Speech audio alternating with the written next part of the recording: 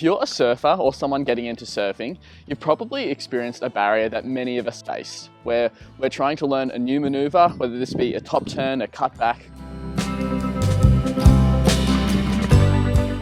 cross-stepping or nose riding, and no matter how hard we try, despite our efforts and persistence, we become frustrated by our lack of improvement and we're unable to reason as to why this isn't working.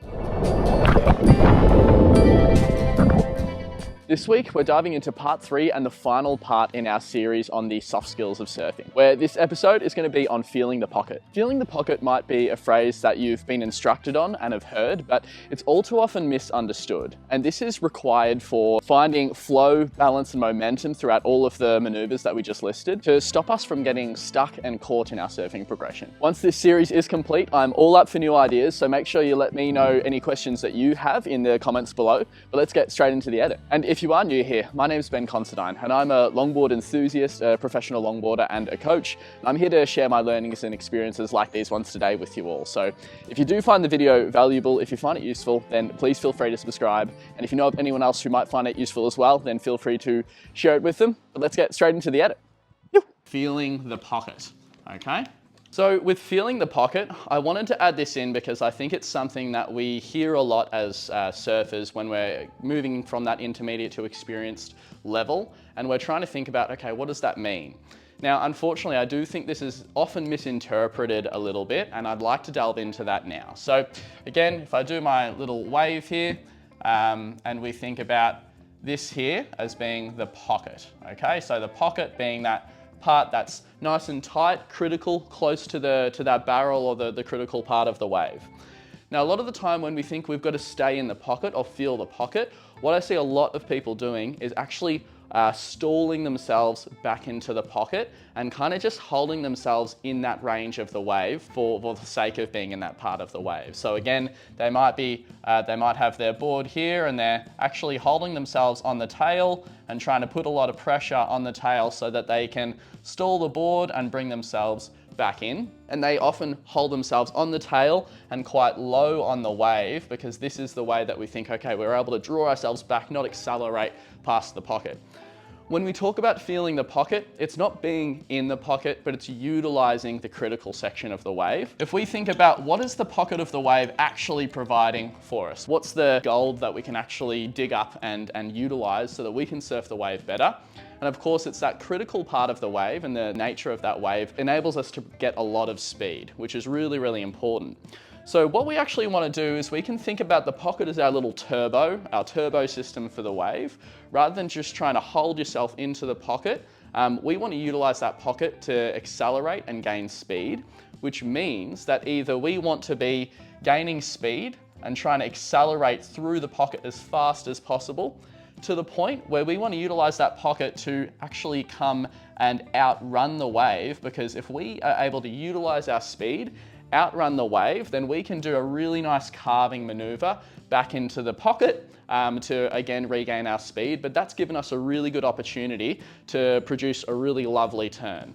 So again, it's not that we want to just stay in the pocket, we want to use the pocket to actually provide us the speed to do something. Now, oftentimes for a turn, that's accelerating out of the pocket, and the more experienced surfers will commit this turn before they actually come too far out of the critical section. So say we've got the section tapering off down here. A beginner to intermediate surfer may do this turn further down the wall there, so further into that direction. A more proficient surfer may accelerate, come out of the pocket, and all of a sudden be able to commit a really nice turn when that wave is still really critical. And we would gauge our progressions with turns to a large extent once we've got the fundamentals down and we can actually rotate, cut back, do all of that.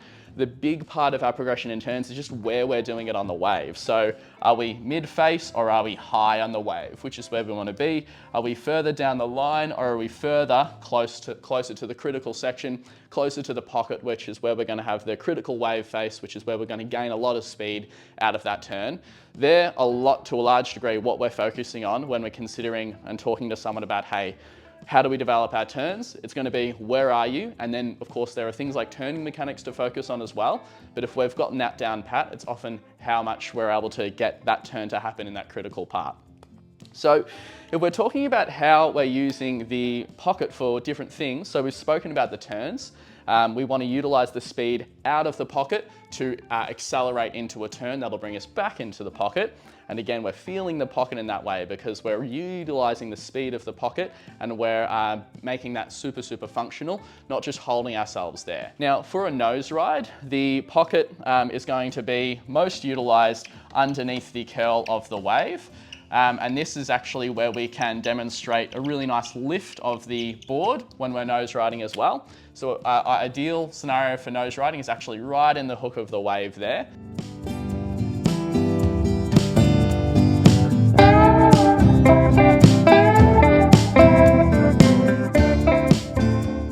A lot of the times we can utilize the pocket for our nose riding up here, and then we know that we come out of the pocket a bit more the further onto the shoulder that we go.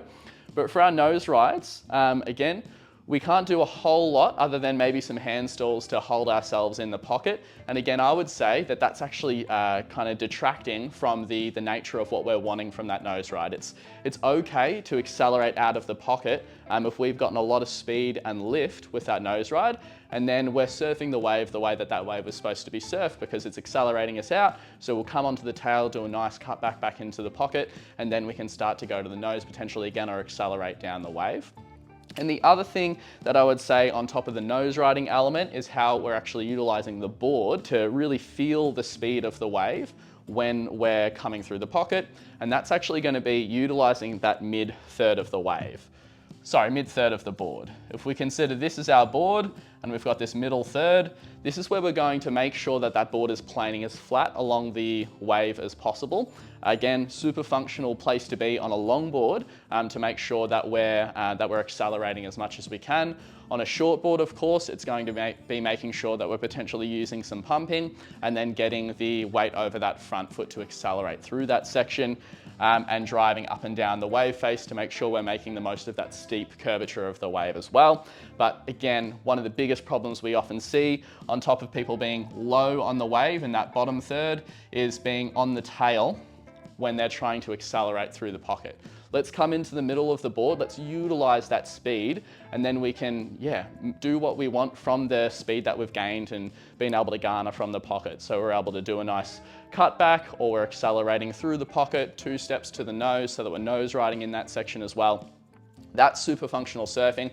That's what we want to see, and that's how we want to interpret the feeling the pocket. We're always trying to utilize that pocket speed to do something else or complete a maneuver around that critical section. Steering away from just utilizing the bottom third and the tail of the board, which is stuff that we've covered previously. So I hope that makes sense. I hope you found that useful. Again, let me know what you think of the whiteboard breakdown. I think it's a fun way to help myself to just expand upon some of the concepts that I love to talk about and I love to teach. And if there is anything else that you'd like to see or learn about, anything like that, and make sure you let me know in the comments below. Always have a read of those and see what people are thinking, what they're interested in, so that we can make future videos on that. So we'll leave it there for today. Hope you're all getting waves, and we'll catch you on the next one.